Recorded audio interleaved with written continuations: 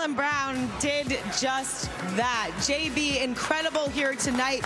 This sees, after losing 5 out of the last 6 meetings against the defending champs, including 3 in a row, they handed the Oklahoma City Thunder their first loss after them going on to 12 consecutive wins. What a night. Welcome everyone to Celtics Postgame Live. Kayla Burton, Eddie House here with you. We just showed the replay of Jaylen Brown. Eddie, 31, 8 and 8. He now has 33 30-point games this season, and this one may have been the most important. Yeah, that's why the fans are yelling MVP, chanting MVP. And think about it, he was picking up Shai Gilgeous-Alexander in the fourth quarter. And what he did a fantastic job on him.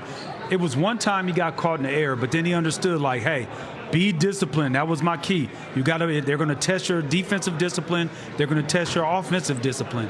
And I thought Jaylen Brown was fantastic, especially in that third quarter and then carrying over in that fourth quarter and, willing us to a victory. Yeah, and SGA still having 33 points. Look, it's hard to stop a guy who is also an MVP candidate on the other side of the court here. But Jaylen Brown, I mean, really setting the tempo right out from the gate. Also, Jason Tatum adding him. Both of them flirting with a triple-double. But really, Eddie, you just mentioned him. JB continues to show his leadership both off and now clearly on the court. Yeah, he's doing it on both sides of the ball, and that's why he calls himself the best two-way player in the league. It's not that he's just scoring the basketball. It's not that he's leading by example to his teammates. It's not that he's just defending the best players in crunch time, in the critical situations where he has to stop the guy who is the guy. And he takes on that challenge. And if you have a guy like that in your locker room, it doesn't do anything but uplift everybody and makes everybody game go to another level. Yeah, and we saw that here tonight, right? You saw Baylor Shireman getting those putback dunks. You saw Jason Tatum finding his flow. Even Peyton Pritchard getting inside the paint, coming off the bench. But Eddie, Jaylen has made it a very specific intent for him to get to the free throw line. 12 of 14 at the line. You heard the MVP chants. He's so poised, but he's also really aggressive against the best team. Well, listen to this. Well, I said it before. This is one of them games, right? And when it becomes one of those games and he knows who's on the other side, they talk about him as MVP, talk about SGA as the MVP. He hears that. So what does he want to do? He wants to come out and show and flex his muscles and say, hey, man, listen, don't forget about me.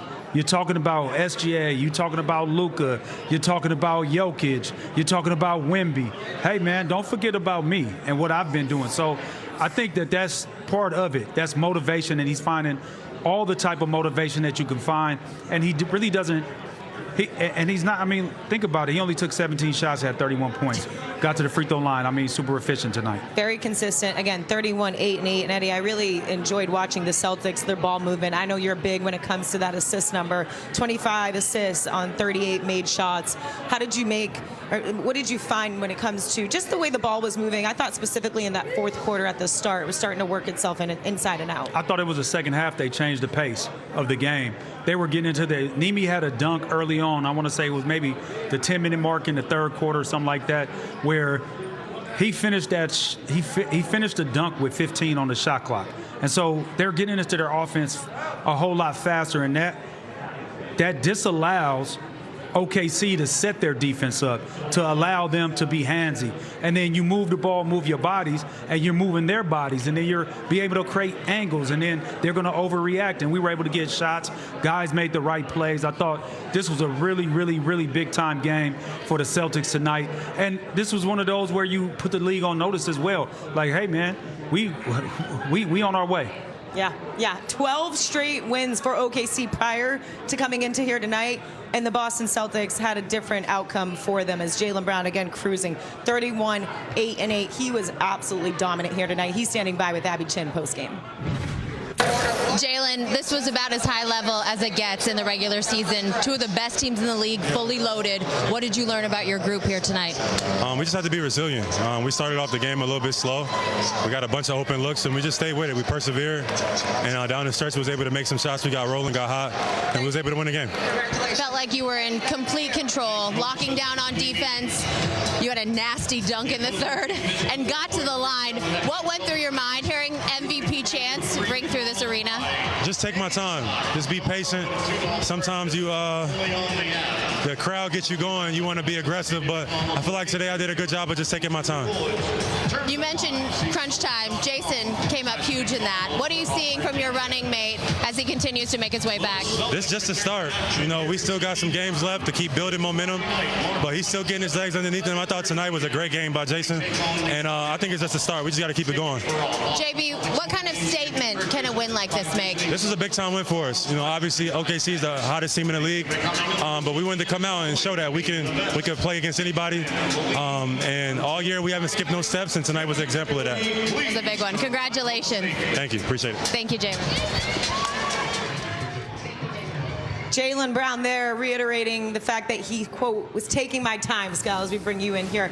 Look, this was a Jaylen Brown and a Jason Tatum kind of night, all collectively, but against a team that had all hands on deck. For the first time all season long, you're finally seeing OKC with everyone okay, check off the box going into this game healthy, including Jalen Williams, and here Jaylen Brown finishes 31, 8, and 8. Yeah, I mean, he dominated today. The thing that's the most impressive is he beat Oklahoma City's 4 different defenses that they threw at him.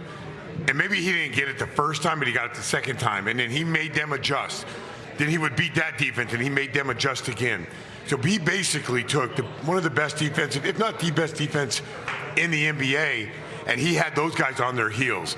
Jason Tatum in the second quarter did the same thing. We needed a spurt from Tatum, and he provided that for us. So this is the closest game we've gotten to our 2 top star players, where last year, maybe one was top 10, one was top 20. We got 2 top 5 guys. That's what we're trying to trend towards. This was a good example of seeing 2 guys and how they could dissect defenses to our advantage with our great role players. And did it collectively, right? I mean, you had JB with 31. You had J2 also flirted with a triple-double with 19, 12, and 7. So it's one thing, you just mentioned it, Eddie, when you have, maybe it's Jalen's night, maybe it's Jason's night. No, it was both of their nights. I mean, Jaylen dominated, but both of their nights against the top team in the West, to me, that looks like, okay, this is going to be a really hard team, meaning the Celtics, to take down the stretch. Well, what I seen tonight was when they were putting 2 on the ball, they were getting off of it, and guys were making shots. No Peyton question. Pritchard was a recipient of it. Baylor Shireman was a recipient of it, and so was Cater. But when you talk about what Jason Tatum is able to do out here, 5 of 12, we know that his legs are going to get underneath him pretty soon. He looks like himself out there. I thought he was aggressive. That was a great block right there at a particular time. But the 12 rebounds and the 7 assists tells me that he's engaged in the game. And rebounding the basketball is effort.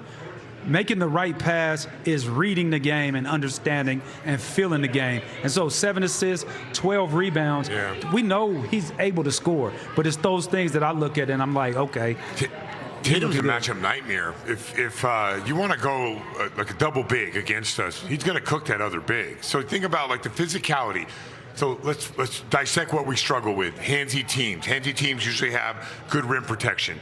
With Tatum out there, and they're blitzing him 35 feet from the basket, we can negate all of that. We could get a switch on a big.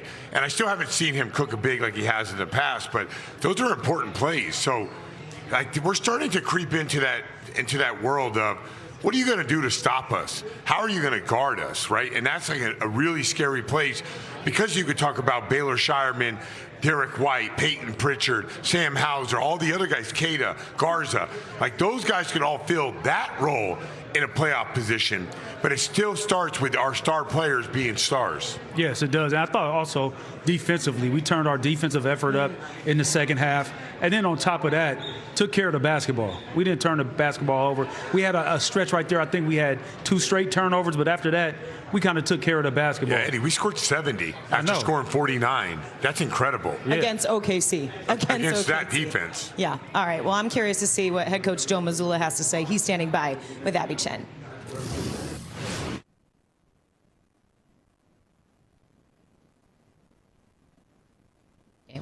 I wouldn't call it adversity. There's a lot of bigger things going on, but I think, after the first quarter, we went on a 99-78 run, and I thought our guys just did a great job giving the game what it needed to. We had to take it to another level from a physicality standpoint. We had to take it to another level from an execution standpoint.